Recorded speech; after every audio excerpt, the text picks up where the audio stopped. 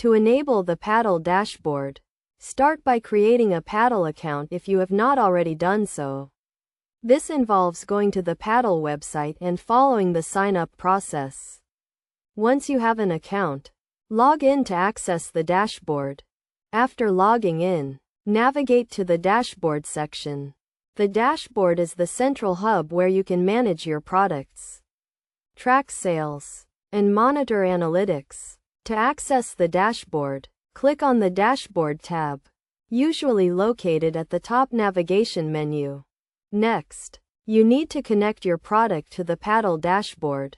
This involves adding your product information, including the product name, description, and pricing. You can do this by clicking on the Add Product button and filling out the required fields.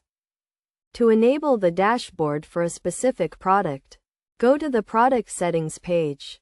Here, you will find options to customize your product, including setting up payment gateways and configuring analytics.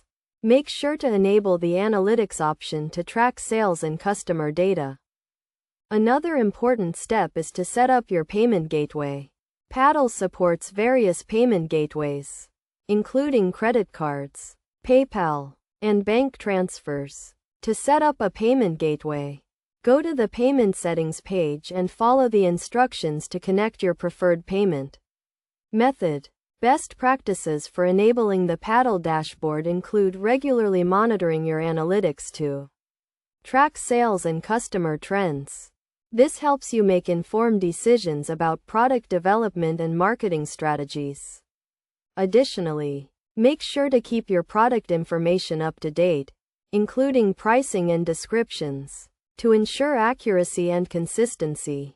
By following these steps and best practices, you can successfully enable the Paddle dashboard and start managing your products and sales effectively. The Paddle dashboard provides a comprehensive platform for selling software products, and with the right setup, you can streamline your sales process and grow your business.